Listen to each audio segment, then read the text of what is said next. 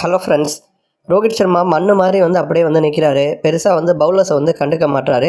பும்ராவுடைய கேப்டன்சிக்கும் ரோஹிட்டோட கேப்டன்சிக்கும் இதுதான் வித்தியாசம் அப்படிங்கிற மாதிரி பலரும் பார்த்தீங்க அப்படின்னா கருத்து தெரிவித்து வந்துட்டுருக்கிறப்ப இப்போ ஆஸ்திரேலிய அணியை சேர்ந்த முன்னாள் வீரரான சைமன் கேடிச்சும் பார்த்தீங்க அப்படின்னா ரோஹித் சர்மா கடுமையாக விமர்சனம் பண்ணி பேசியிருக்காரு.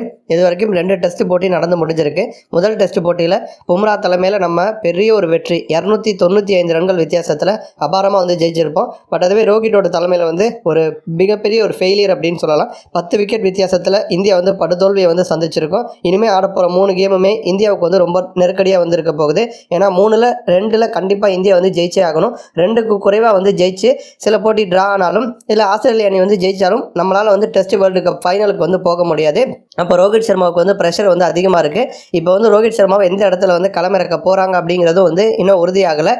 ஒரு புறம் பார்த்தீங்க அப்படின்னா திரும்ப ஓப்பனிங் ஆட வைக்கலாங்கிற மாதிரி பிளானில் இருக்காங்க. இன்னொரு புறம் இல்லை ராகுலை மாற்ற வேணாம், அவர் ஃபார்மில் இருக்கார், அவர் ஆடட்டும், ரோஹிட்டை 6வது இடத்துல ஆட வைக்கலாம் அப்படிங்கிற மாதிரி டபுள் மைண்டடாக தான் பார்த்தீங்கன்னா இப்போதைக்கு இருக்காங்க. ஒரு புறம் தன்னோட பேட்டிங்கையும் ரோஹித் சர்மா மேம்படுத்தி ஆகணும் அப்படிங்கிற கட்டாயத்தில் இருக்கார்.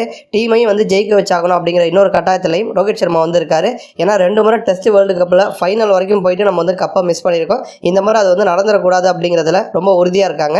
அந்த மாதிரி ஒரு சூழலில் தான் ஆஸ்திரேலிய அணியை சேர்ந்த முன்னாள் வீரரான சைமன் கேடிச் என்ன சொல்லியிருக்காருன்னா, இது வரைக்கும் நடந்து முடிந்த 2 டெஸ்ட்டோட முடிவை நம்ம எடுத்து பார்த்தோம் அப்படின்னா பும்ராவுடைய கேப்டன்சியில் பவுலர்களுடைய லைனாக இருக்கட்டும், லென்த்தாக இருக்கட்டும், அது ரெண்டுமே ரொம்ப சூப்பராக இருந்துச்சு. பட் அதுவே அடிலையில் நடந்த டெஸ்ட்டில் எடுத்துக்கிட்டோம் அப்படின்னா பவுலர்கிட்ட அது மிஸ் ஆனிச்சு. இந்திய பவுலர்கள் பண்ண மிகப்பெரிய ஒரு மிஸ்டேக் இதுதான். பெர்த் டெஸ்ட்டினுடைய முதல் நாள் ஆட்ட முடிவில் ஆஸ்திரேலியா 67க்கு 7 விக்கெட் பறி கொடுத்துருந்தாங்க.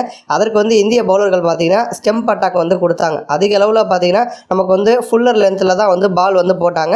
ஆனால் அடிலையில் நடந்த மேட்ச்சில் பார்த்தீங்க அப்படின்னா இந்திய பவுலர்கள் ஒரு பிட்ச் மேப்பை நம்ம எடுத்துக்கிட்டோம் அப்படின்னா அதிக அளவில் ஷார்ட் பால், ஒயிட் லென்த்து இந்த மாதிரி தான் அவங்க பவுலிங் பண்ணியிருப்பாங்க. 7லேருந்து 8 மீட்டர் வரைக்கும் லென்த் மாறி இருக்கு. இதுதான் இப்போ சிக்கலாக அமைஞ்சிருக்கு. ரோஹித் சர்மா ஸ்லிப் திசையில் தான் ஃபீல்டிங் பண்ணிட்டு இருக்காரு.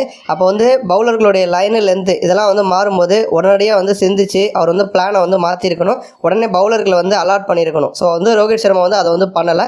பும்ராவுடைய கேப்டன்சியில் அந்த மாதிரி ஒரு விஷயம் நடந்துச்சு. பட் ரோஹித் ஸ்லிப்பில் மண்ணு மாதிரி நிற்கிறாரே தவிர பவுலர்ஸ்க்கு பெருசாக அறிவுரை எதுவுமே சொல்லாமல் அவங்க கரெக்ட் பண்ணாமல் விட்டுட்டார். அதனால தான் 2வது டெஸ்ட்டில் இந்திய அணியினுடைய பவுலிங் மோசமாக மாறிச்சு அப்படிங்கிற மாதிரி கேடிச் பேசியிருக்காரு.